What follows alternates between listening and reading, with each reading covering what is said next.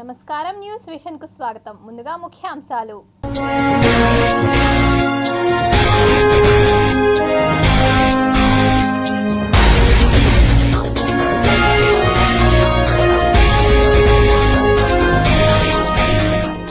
హోయసల ఆలయాలకు యునెస్కో గుర్తింపు, 42కు చేరిన వారసత్వపు గుర్తింపు. పార్లమెంట్ నూతన భవనంలోకి ప్రవేశించిన ఎంపీలు, చరిత్రలో తొలి పేజీకి నాంది. లక్ష్యం దిశగా పయనిస్తున్న ఆదిత్య L1 ధృవీకరించిన ఇస్రో. వినాయకుడి సన్నిధిలో చవితి వేడుకలు, 21 రోజుల పాటు బ్రహ్మోత్సవాలు. తొలి రోజు కానరాని భక్తుల సందడి, ప్రచారంలో ఈవో ఘోర వైఫల్యం.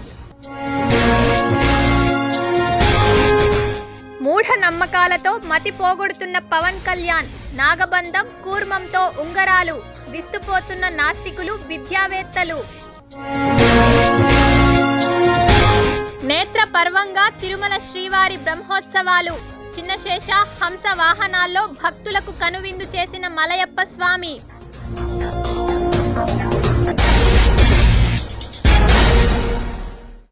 ఇక వార్తల్లోని వివరాలు చూద్దాం. రాజ్యసభ, లోక్సభ సభ్యులు మంగళవారం పార్లమెంట్ సెంట్రల్ హాల్లో ప్రత్యేక కార్యక్రమానికి తరలివచ్చారు. భారత్ పార్లమెంట్ వారసత్వం 2047 నాటికి అభివృద్ధి చెందిన భారతదేశాన్ని నిర్మించడం కార్యక్రమానికి ఉపరాష్ట్రపతి, రాజ్యసభ చైర్మన్ జగదీప్ ధన్కర్, ప్రధాని నరేంద్ర మోదీ, లోక్సభ స్పీకర్ ఓం బిర్లా నాయకత్వం వహించారు.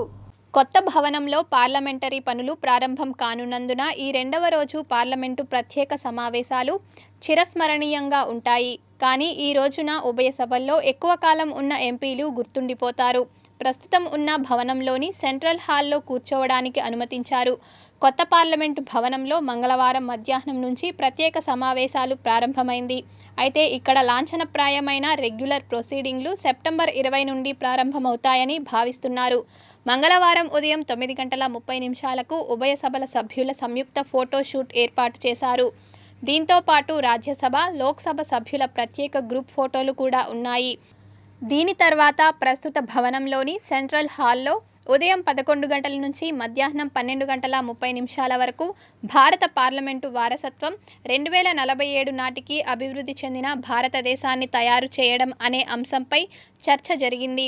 మంగళవారం కొత్త పార్లమెంటు భవనంలో రాజ్యసభలో మధ్యాహ్నం 2:15, లోక్సభ మధ్యాహ్నం 1:15 ప్రారంభమైంది. అయితే అంతకుముందు ప్రస్తుత పార్లమెంట్ సెంట్రల్ హాల్లో ఏర్పాటు చేసిన ప్రత్యేక కార్యక్రమంలో ప్రధాని నరేంద్ర మోదీ ప్రసంగించారు. తిరుమల శ్రీవారి సాలకట్ల బ్రహ్మోత్సవాలు కన్నుల పండుగగా సాగుతోంది. శ్రీవారి సాలకట్ల బ్రహ్మోత్సవాల్లో రెండో రోజైన మంగళవారం ఉదయం శ్రీ మలయప్ప స్వామివారు 5 తలల చినశేష వాహనంపై ద్వారక కృష్ణుడి అలంకారంలో ఊరేగుతూ భక్తులకు దర్శనమిచ్చారు. ఏనుగులు, అశ్వాలు ముందు కదులుతుండగా భక్తుల కోలాటాలు, మంగళ వాయిద్యాలు, ఇతర కళా ప్రదర్శనల నడుమ వాహన సేవ అత్యంత రమణీయంగా జరిగింది. చినశేషుడిని వాసుకిగా భావిస్తారు. శ్రీ వైష్ణవ సంప్రదాయానుసారం భగవంతుడు శేషి, ప్రపంచం శేషభూతం. శేషవాహనం ఈ శేషి భావాన్ని సూచిస్తుంది.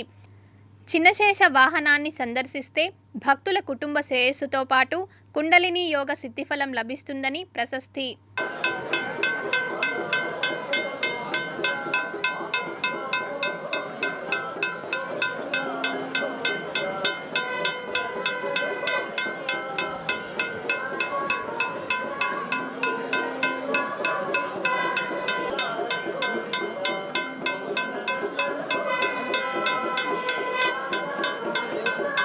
అఖిలాండ కోటి బ్రహ్మాండ నాయకుని బ్రహ్మోత్సవాలు తిరుమలలో అంగరంగ వైభవంగా జరుగుతున్నాయి. స్వామివారి సాలకట్ల వార్షిక బ్రహ్మోత్సవాలు మంగళవారం రెండో రోజుకు చేరుకుంది.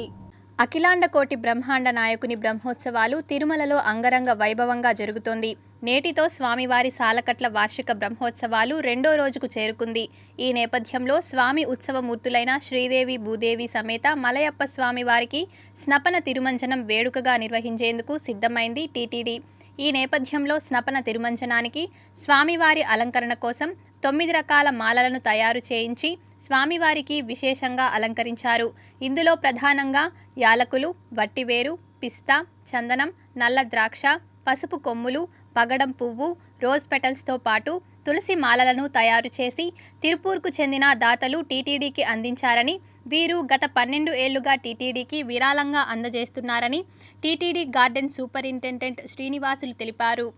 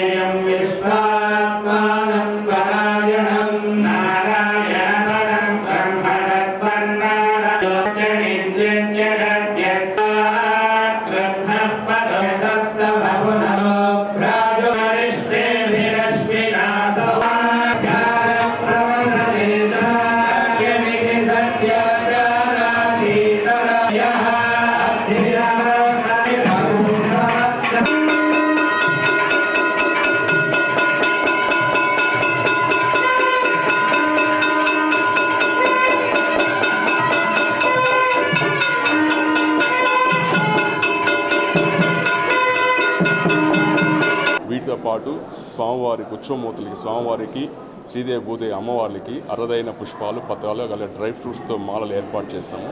ఈ ఏడాది కూడా ప్రత్యేక ఆకర్షణీయంగా పూర్తిగానే మనకి యాలకులు, అలాగే వట్టివేరు, పిస్తా, అలాగే మొట్టమొదటిసారిగా చందనంతో మాలలు, కిరీటాలు ఏర్పాటు చేస్తాము. వీటితో పాటు మనకి నల్ల ద్రాక్షతో మాలలు ఏర్పాటు చేస్తాము. అలాగే పచ్చి పసుపు కొమ్ములతో కూడా మొట్టమొదటిసారిగా శ్రీదేవి భూదేవి అమ్మవారికి మాలలు, కిరీటాలు ఏర్పాటు చేస్తాము. వీటితో పాటు మగిలెం పువ్వు, రోజ్ పెటల్స్తో మాలలు ఏర్పాటు చేస్తాము. చివరగా రోజ్ పెటల్స్తో మాల, అలాగా 8 రకాల మాలలు ఏర్పాటు చేస్తాము. చివరిసారిగా తులసి మాలతో ఈ యొక్క సప్న తిరుమంజనం ముగుస్తుంది. ఇవి మనకి తిరుపూర్కి చెందిన దాత రాజేంద్ర గారు వారి యొక్క సహకారంతోనే ఈ మాలల కిరీటాలు గత 12 ఏళ్లుగా మనకి.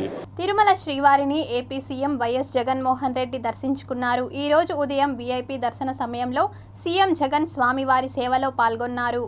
టీటీడీ ఆలయ అధికారులు సీఎంకు మహాద్వారం వద్ద స్వాగతం పలికి దర్శన ఏర్పాట్లు చేశారు. దర్శన అనంతరం రంగనాయకుల మండపంలో వేద పండితులు ఆశీర్వచనం చేసి స్వామివారి తీర్థప్రసాదాలను అందజేశారు. శ్రీవారి దర్శనం ముగించుకుని పద్మావతి అతిథి గృహానికి సీఎం వెళ్లారు. దర్శన సమయంలో ఏపీ సీఎం వైఎస్ జగన్ వెంట డిప్యూటీ సీఎంలు నారాయణస్వామి, కొట్టు సత్యనారాయణ, మంత్రులు Peddireddy Ramachandra Reddy, RK Roja, TTD chairman Bhumana Karunakar Reddy, MLC Bharat, EO ధర్మారెడ్డిలు ఉన్నారు. తిరుమల పర్యటన ముగించుకున్న సీఎం రేణిగుంట విమానాశ్రయం ద్వారా కర్నూలుకు వెళ్లారు. పత్తికొండ, ఆలూరు, పాణ్యం నియోజకవర్గాల్లోని 77 చెరువులకు నీటిని నింపే ప్రాజెక్టును సీఎం జగన్ జాతికి అంకితం చేశారు. అందరి ప్రభుత్వం ఏర్పడింది. రాయలసీమ బిడ్డగా, నీటి విలువ తెలిసిన మీ బిడ్డగా ఈ ప్రాంతానికి తోడుగా నిలబడేందుకు అక్షరాల దాదాపుగా 250 కోట్ల రూపాయలు ఖర్చు చేసే ఈ ప్రాజెక్టు యుద్ధ ప్రాతిపదికన పనులు చేపట్టడం జరిగింది. ఈరోజు ఈ ప్రాజెక్టు ఈ ప్రాంతానికి, ఈ ప్రాంత ప్రజలకు అంకితం చేసే రోజు కూడా 4 సంవత్సరాల కాలంలోనే వచ్చింది. అక్షరాల 8 మండలాలకు, అత్యంత కరువుతో కూడిన ఈ మండలాలకు 10,130 ఎకరాలకు సాగునీరు అందిస్తూ ఈ ప్రాంతంలో ఉన్న గ్రామాలకన్నిటికీ కూడా త్రాగునీరు అందిస్తూ అక్షరాల 253 కోట్ల రూపాయలతో ఈ ప్రాజెక్టుకు పనులు చేపట్టి పూర్తి చేయడం కూడా జరిగింది అని చెప్పి కూడా ఈ సందర్భంగా చెప్పడానికి సంతోషపడతా ఉన్నాను. మీ బిడ్డగా ఈ సందర్భంగా తెలియజేస్తా ఉన్నా. తిరుచానూరు శ్రీ పద్మావతి అమ్మవారి వార్షిక పవిత్రోత్సవాల్లో భాగంగా కోయిల్ ఆల్వార్ తిరుమంజనం నిర్వహించారు. శ్రీ పద్మావతి అమ్మవారి ఆలయంలో సెప్టెంబర్ 26 నుంచి 29వ తేదీ వరకు జరగనున్న పవిత్రోత్సవాలను పురస్కరించుకొని మంగళవారం కోయిల్ ఆల్వార్ తిరుమంజనం ఘనంగా జరిగింది. ఇందులో భాగంగా ఉదయం సుప్రభాతంతో అమ్మవారిని మేల్కొలిపి ఉదయం 7 నుంచి 9 గంటల 30 నిమిషాల వరకు కోయిల్ ఆల్వార్ తిరుమంజనం చేపట్టారు. ఇందులో ఆలయ ప్రాంగణం, గోడలు, పైకప్పు, పూజా సామాగ్రి తదితర అన్ని వస్తువులను నీటితో శుద్ధి చేశారు. అనంతరం సుగంధ ద్రవ్యాలు కలిపిన పవిత్ర జలాన్ని ఆలయం అంతటా ప్రోక్షణం చేశారు. భక్తులకు సర్వదర్శనం కల్పించారు. ఈ కార్యక్రమంలో ఏఈఓ రమేష్, సూపరింటెండెంట్ మధు, ఆలయ అర్చకులు బాబుస్వామి పాల్గొన్నారు. శ్రీ కాణిపాక వరసిద్ధి వినాయక స్వామి వారి బ్రహ్మోత్సవాలు స్వాతి నక్షత్రయుక్త కన్యా లగ్నం నందు ధ్వజారోహణంతో ప్రారంభమైంది. కాణిపాకం శ్రీ వరసిద్ధి వినాయక స్వామివారి బ్రహ్మోత్సవాలకు ధ్వజస్తంభమునకు మూషిక చిత్రపటానికి శాస్త్రోక్తంగా సుగంధ ద్రవ్యాలతో ప్రత్యేక అభిషేకం, పూజలు, వేద పారాయణం చేశారు. ధ్వజస్తంభానికి మూషిక చిత్రపటం పైకి లాగి ముక్కోటి దేవతలకు ఆహ్వానం పలికారు వేద పండితులు. మంగళవారం నుంచి 9 రోజుల పాటు కాణిపాక నవరాత్రి బ్రహ్మోత్సవాలు జరగనుంది. రాత్రికి ఉత్సవమూర్తులైన సిద్ధి బుద్ధి వినాయక స్వామి ఆలయ మండపంలో అభిషేకాలు, పూజలు నిర్వహించారు. అనంతరం కాణిపాకం మాడవీధుల్లో హంసవాహనంపై గణనాథుడు విహరించారు.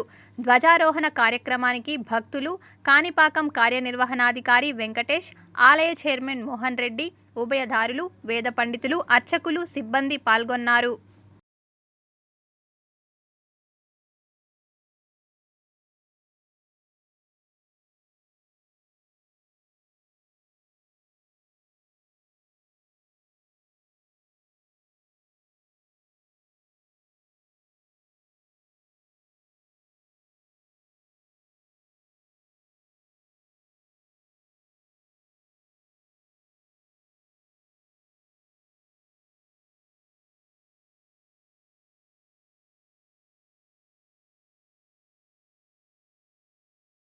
విఘ్నాలు తొలగించే వినాయకుని ప్రతిమలు వివిధ రూపాల్లో తిరుపతిలో ఏర్పాటు చేశారు.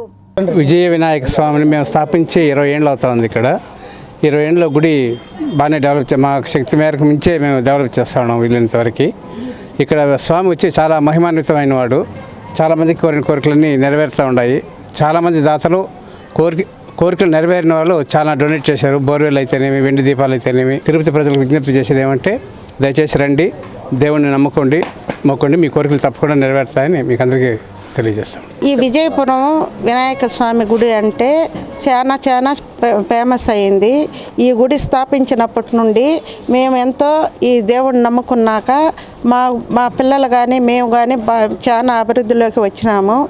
అందరం మేము కలిసి ఈ గుడిని అభివృద్ధి చేసుకుంటూ మేము మిగతా భోజన కార్యక్రమాల కానించి ప్రతి ఒక్కటి మేము బాగా కలిసిమెలిసి చేసుకుంటూ ఉన్నాము. శ్రీ సిద్ధి వినాయక సేవా సంఘం వాళ్ళ తరపున ఇక్కడ బొమ్మగుంట ఐస్ మహల్ దగ్గర ప్రతి సంవత్సరం ఇక్కడ ఈ యువసేన వాళ్ళు ఈ కార్యక్రమాన్ని చేస్తారు.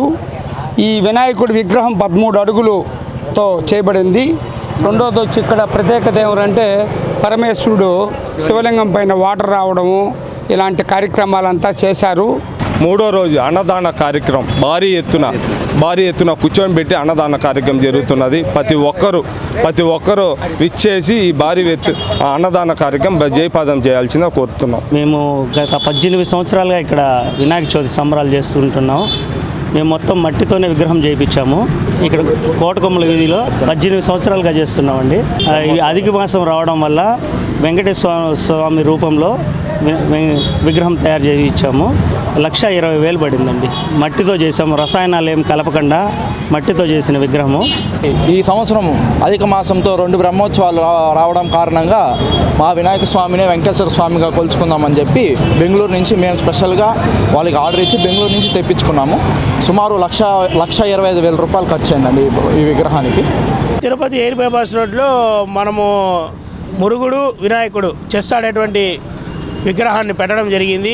దీని ముఖ్య ఉద్దేశం ఏంటంటే తిరుపతిలో ఉన్న యువత అందరూ స్పోర్ట్స్లో మంచి ప్రాధాన్యత తీసుకురావాలని చెప్పి ఈ బొమ్మ యొక్క ముఖ్య ఉద్దేశం. తిరుపతి ప్రజలకు, దేశ ప్రజలకు మా ముఖ్య ఉద్దేశం, మేము వినాయకుడిని పెట్టడానికి ముఖ్య కారణం పర్యావరణ పరిరక్షణ. దేశ ప్రజలు పెరుగుతున్న సంఖ్యపరంగా పొల్యూషన్ పెరుగుతున్న దానివల్ల ప్రజలకి ప్రతి ఒక్కరికి మేము తెలియజేస్తుంది ఏమనగా పర్యావరణాన్ని కాపాడండి, ప్రతి ఒక్కరూ కాపాడాలి. కస్తూర్బాయ్ సంధు యువజన సంఘం తరఫున అనిల్, వాళ్ళ మిత్ర బృందం గణేష్, మాధవ్, గౌతమ్ వీళ్ళందరూ కలిసి ప్రతిష్ఠించిన ఈ గాజుల వినాయకుడు తిరుపతి ప్రజలందరి దృష్టిని ఆకర్షిస్తోంది. ఈ యొక్క 5,000 డజన్ల గాజులతో తయారు చేసిన ఈ విగ్రహము. నిమజ్జనం తర్వాత ఈ విగ్రహంకి సంబంధించిన గాజులనంతా కూడా ఒక్కొక్క ఇంటికి 1 డజన్ చొప్పున ఈ చుట్టుపక్కల ప్రాంతాల ప్రజలకందరికి కూడా వీళ్ళందరూ పంచాలనుకోవడం ఎంతో హర్షించదగ్గ విషయం. తిరుపతి మహానగరంలో అద్భుతంగా వినాయక చవితి అద్భుతంగా జరుగుతుంది. గత 3 ఏళ్ళు చాలా చోట్ల జరగలేదు. ఎందుకంటే కరోనా కారణాల వల్ల జరుపుకోలేకపోయినారు. కాబట్టి ఇది 4వ సంవత్సరం. చాలా అద్భుతంగా ప్రతి విగ్రహం ప్రతి వీధిలో కూడా అద్భుతాలుగా వినాయక చవితి జరుపుకుంటున్నారు. వినాయక నిమజ్జనానికి ఏర్పాట్లు సిద్ధం చేశారు. అదేవిధంగా ఊరేగింపులో మీరు ఎక్కడైతే ఈ 3 రోజులు భక్తి శ్రద్ధలతో పూజలు చేసి స్వామివారిని వీధి నుంచి తరలిస్తారో అక్కడి నుంచి ప్రారంభం నుంచి వినాయక సాగర్ వరకు ఎక్కడ కూడా టపాకాయలు పేల్చకుండా, మద్యం సేవించకుండా, ఆధ్యాత్మిక చింతనతో, ఆధ్యాత్మికరమైనటువంటి పాటలతో వినాయక సాగర్ను సమయానికి తగ్గట్టుగా మీరు చేరుకుంటే ఎటువంటి ఇబ్బందులు లేకుండా, ఎందుకంటే బ్రహ్మోత్సవాలకు వచ్చే భక్తులకి కానీ తిరుపతిలో ఉండే ప్రజలకి ట్రాఫిక్కి అంతరాయం కలగకుండా అక్కడక్కడ రోడ్డు పనులు జరుగుతున్నాయి. కాబట్టి ట్రాఫిక్ సమస్య తలెత్తకుండా ఉండాలంటే ఖచ్చితంగా మండప నిర్వాహకులు సమయానికి వినాయక సాగర్ చేరాలని చెప్పని దయచేసి కమిటీ సూచనలు అధికారులు ఇచ్చినటువంటి రూట్ మ్యాప్ను తప్పకుండా పాటించాలని. అక్కడ వచ్చేటువంటి భక్తులు, మహిళలు, పిల్లలు అందరూ కూడా ప్రశాంతంగా ఈ వైభవోత్సవాన్ని అందరూ కలిసి దాన్ని తిలకించే విధంగా ప్రత్యేకమైనటువంటి గ్యాలరీలు కూడా ఈసారి ఏర్పాటు చేస్తున్నారు. మరి భక్తి వాతావరణం ఉట్టిపడే విధంగా అన్నమాచార్య కీర్తనలు కూడా ఆ చెరువు వద్దనే ఏర్పాటు చేస్తున్నారు.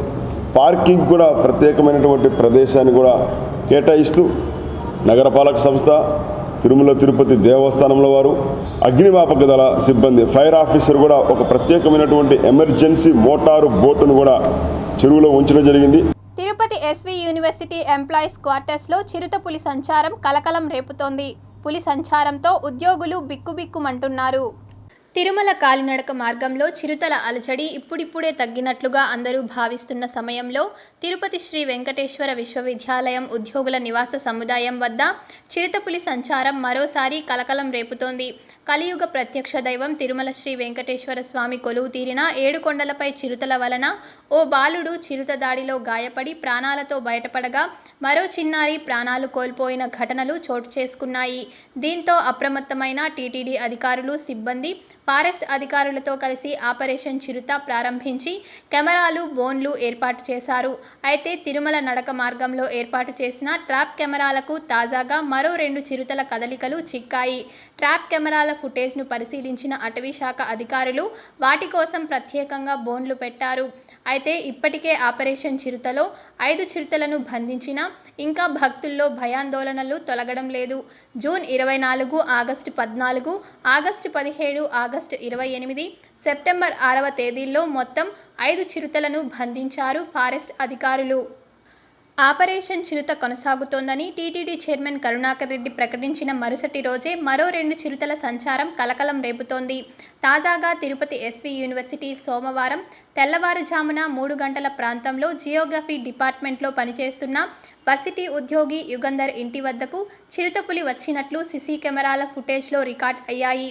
సుమారు 10 నుంచి 15 నిమిషాల పాటు ఆ చిరుత అక్కడే సంచరిస్తున్న దృశ్యాలు సీసీ కెమెరాలలో రికార్డ్ అయ్యాయి. దీంతో క్వార్టర్స్లో నివాసం ఉన్న ఉద్యోగుల కుటుంబాలు తీవ్ర ఆందోళన చెందుతున్నారు.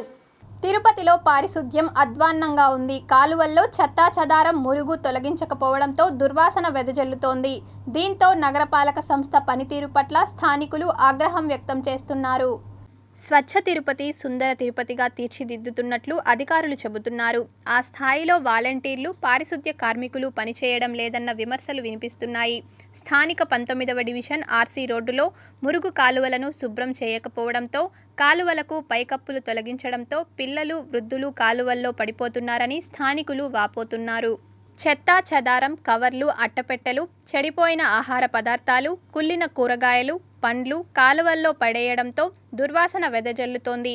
కాలువలను శుభ్రం చేయించాలని వాలంటీర్లకు చెప్పినా ప్రయోజనం లేకపోవడంతో తామే డబ్బులిచ్చి కాలువలను శుభ్రం చేసుకుంటున్నామని స్థానికులు వాపోతున్నారు. ఇప్పటికైనా కార్పొరేషన్ అధికారులు స్పందించి కాలువలోని సిల్ట్ తొలగించి పైకప్పులను ఏర్పాటు చేయాలని కోరుతున్నారు. రాజేశ్వర రోడ్లో ఇక్కడ కాలువ చాలా గలీజ్గా ఉందండి. స్మార్ట్ సిటీ అంటారు, ఇప్పుడు చూస్తే తెలుస్తుంది స్మార్ట్ సిటీయా, ఇది ఏ సిటీయా, ఇది తిరుపతి ఏమనేది. దీంట్లో మురికి ఒక 2 అడుగుల లోతులు పేరకపోయింది. అట్లే పక్కన హోటల్ వాళ్ళు, చికెన్ షాప్ వాళ్ళు అంతా గలీజ్ అంతా ఇక్కడికే వచ్చి ఆనుకుని వస్తుంది. మాకు చాలా ఇబ్బందిగా ఉందండి. ఒకసారి ఇక్కడికి వచ్చి చూస్తారంటే మీకు తెలుస్తుంది. అది ఈ ఏరియాలో చాలా రోజులు అట్లే ఉండదు సార్, చాలా గలీజ్ అట్లే ఉండదు. ఈ వెనకాల హోటళ్ళు ఇవంతా గలీజ్ వాళ్ళు దండిగా వేస్టేజ్ అంతా ఈ పక్క వచ్చేసి వదిలేస్తున్నారు. స్మెల్ ఎక్కువ, డ్రైనేజ్ అంతా కూడా కాలువ దీంట్లో వదిలేస్తున్నారు. అంగుళ్ళ వాళ్ళంతా కాలువలో డ్రైనేజ్ అంతా ఎత్తుకొచ్చి వదిలేస్తున్నారు. అందువల్ల స్మెల్ ఎక్కువగా ఉండలేకపోతున్నాం. జ్వరము, ఆరోగ్యం చెడిపోయి ఉండేది. ఇప్పుడు కూడా ట్యాబ్లెట్ వాడుతున్నాను నేను. దీనివల్ల ఒక లెన్స్ కూడా ప్రాబ్లం వచ్చింది. కావాలంటే ఫోటో, ఎక్స్రే అన్నీ చూపిస్తాను. చూడండి ఇది ఎంతవరకు ఎంత గలీజ్ ఉంది. ఎన్నిసార్లు తీపిచ్చినా కూడా అది అట్లే ఉంది. పవర్ స్టార్ పవన్ కళ్యాణ్ ఈ పేరు అందరికీ సుపరిచితమే. అయితే ఎప్పుడు చాలా సింపుల్గా ఉండే పవన్ కళ్యాణ్ ఉంగరాలు ధరించడం వెనుక కథ ఏంటి అని అభిమానులు తెగ హైరాణ పడిపోతున్నారు. రాజకీయాల్లో ఎప్పుడూ బిజీగా ఉండే పవన్ కళ్యాణ్ ఈ మధ్య ఉంగరాలతో కనిపించడం, అందులోనూ నాగబంధం, కూర్మం, పెద్ద ఉంగరాలు ధరించడం ప్రత్యేకంగా మారింది. అయితే రాజకీయ రంగాల్లోని వ్యక్తులు ఇలాంటి సెంటిమెంట్లను అనుసరించడం మనం చాలాసార్లు చూసాం. అందులో తెలుగు రాష్ట్రాల్లోని రాజకీయ రంగాల్లోని ప్రముఖులు ఇలాంటివి ధరించడం కామన్. అయితే దివంగత మాజీ ముఖ్యమంత్రి ఎన్టీఆర్ హయాం నుంచి రాజకీయాల్లో ఇవి మరింత పెరిగాయి అని చెప్పుకోవచ్చు. ముఖ్యంగా టీడీపీ అధినేత చంద్రబాబు ఒకే దుస్తులను ధరిస్తూ ఉంటారు. అలాగే పాదయాత్ర సమయంలో వైఎస్ జగన్మోహన్ రెడ్డి డ్రెస్ కోడ్ను సడన్గా మార్చేశారు. పాదయాత్రలో వాడిన ఖాకీ రంగు ప్యాంటు, తెలుపు రంగు చొక్కాను జగన్ సీఎం అయిన తర్వాత కూడా వదలలేదు. అది జగన్కు సెంటిమెంట్గా మారిపోయింది. ఇదిలా ఉంటే హిందూపురం ఎమ్మెల్యే నందమూరి బాలకృష్ణకు జ్యోతిష్యం, హస్తవాస్తుపై బాగా నమ్మకం. నిత్యం దేవుని పూజ చేసి రాహుకాలం, వర్జం చూడనిదే కాలు బయట పెట్టరని చెప్పుకుంటారు. అలాగే విక్టరీ వెంకటేష్ వివేకానంద ఆధ్యాత్మిక వైఖరిని అనుసరిస్తారు. మాజీ రాజ్యసభ సభ్యుడు మోహన్ బాబు ఎప్పుడూ సాయి నామస్మరణలో ఉంటారు. రాజమండ్రి సెంట్రల్ జైల్లో తెలుగుదేశం పార్టీ అధినేత మాజీ ముఖ్యమంత్రి చంద్రబాబు నాయుడును కలిసి వచ్చిన తర్వాత బాలకృష్ణ లోకేష్తో కలిసి మీడియాతో మాట్లాడారు జనసేనాని. అప్పుడు అందరి దృష్టి ఆ ఉంగరాలపై పడింది. అప్పుడే పవన్ కళ్యాణ్ చేతివేళ్లకు ఉన్న ఆ 2 ఉంగరాలు అందరినీ ఆకట్టుకున్నాయి. ఈ 2 ఉంగరాల్లో ఒకటి కూర్మం, మరొకటి నాగబంధం. ఈ 2 బంగారు ఉంగరాలు కూడా సైజులో చాలా పెద్దగా ఉండడంతో మరింత ఆకర్షణీయంగా కనిపించాయి. పవన్ కళ్యాణ్ ఎందుకు ధరించారు, దీని వెనుక బలమైన కారణం ఏదైనా ఉందా అనే ప్రశ్నలు మొదలయ్యాయి. తాజాగా ఆయన చేతికి ఉన్న ఉంగరాలు కొత్త చర్చకు తెరలేపాయి. ప్రస్తుతం పవన్ కుడి చేతి వేళ్లకు 2 ప్రత్యేక ఉంగరాలు కనిపిస్తున్నాయి. అవి ఏంటి, ఎందుకు ధరిస్తున్నారు అని అభిమానులతో పాటు రాజకీయ వర్గాల్లో కూడా చర్చ జరుగుతోంది. పవన్ కళ్యాణ్ రాజకీయాల్లోకి వచ్చేటప్పుడే భగత్ సింగ్, చెగువేరా వాళ్ళ అలాంటి వీరుల యొక్క త్యాగాలు చేసినటువంటి ఫోటోలు పెట్టుకొని, అదేవిధంగా 2 లక్షల పైచిలకు పుస్తకాలు చదివినటువంటి వ్యక్తి ఈవేళ మూఢనమ్మకాల వైపు వెళ్ళి ఉంగరాలు వేసుకుంటే ముఖ్యమంత్రిని అవుతానన్నటువంటి భ్రమంలో ఈవేళ పవన్ కళ్యాణ్ ఉండడం అనేటువంటిది అత్యంత బాధాకరంగా అనిపిస్తూ ఉంది మాకు. అందువల్ల పవన్ కళ్యాణ్ అంటే శ్రమశక్తితో ఇష్టపడి శ్రమను నమ్మి ఫలితాలు ఆశిస్తాడేమో అని అనుకున్నాం. ఆ శ్రమ అంటే ప్రజల్లోకి వెళ్ళడం, ప్రజల చైతన్యవంతం చేయడం, ఓటుగా మార్చుకోవడం, ఆ ఓటు ద్వారా అధికారంలోకి రావడానికి ప్రయత్నం చేయాల్సిందే తప్ప ఎర్ర రంగు ఉంగరాలో, పచ్చ రంగు ఉంగరాలో వేసుకుంటే ఈరోజు అధికారం వస్తుందని ఆశిస్తే అంతకు మించినటువంటి మూఢత్వం, లేదనుకుంటే మరో రకమైనటువంటి అజ్ఞానంగా ఉండడం అనేటువంటిది చాలా బాధాకరం. Tirupati gold jewellery and silver merchants association సమాచారం మేరకు తిరుపతి లోకల్ బులియన్ మార్కెట్లో బంగారం, వెండి ధరలు ఇలా ఉంటాయి. 24 క్యారెట్ల అపరంజి బంగారం 10 గ్రాముల ధర 61,250 రూపాయలు. 22 క్యారెట్ల బంగారం 1 గ్రాము ధర 5,520 రూపాయలు. వెండి 1 కేజీ ధర 74,300 రూపాయలు. రిటైల్ వెండి 1 గ్రాము ధర 76 రూపాయల 30 పైసలుగా ఉంటుంది. వార్తలు ముగించే ముందు ముఖ్యాంశాలు మరోసారి.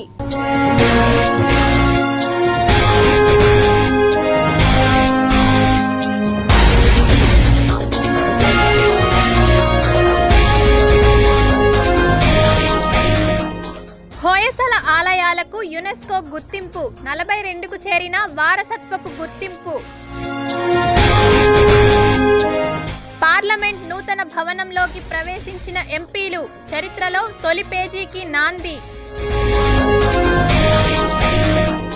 లక్ష్యం దిశగా పయనిస్తున్న ఆదిత్య L1 ధృవీకరించిన ఇస్రో. వినాయకుడి సన్నిధిలో చవితి వేడుకలు, 21 రోజుల పాటు బ్రహ్మోత్సవాలు. తొలి రోజు కానరాని భక్తుల సందడి, ప్రచారంలో ఈవో ఘోర వైఫల్యం. మూఢ నమ్మకాలతో మతి పోగొడుతున్న పవన్ కళ్యాణ్, నాగబంధం కూర్మంతో ఉంగరాలు, విస్తుపోతున్న నాస్తికులు విద్యావేత్తలు.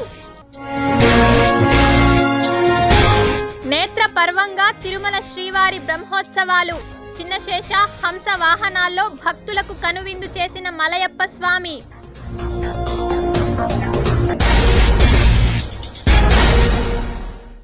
ఈ వార్తలు ఇంతటితో సమాప్తం. సమగ్ర సమాచారంతో న్యూస్ విషన్లో మళ్ళీ కలుద్దాం. అంతవరకు సెలవు. నమస్కారం.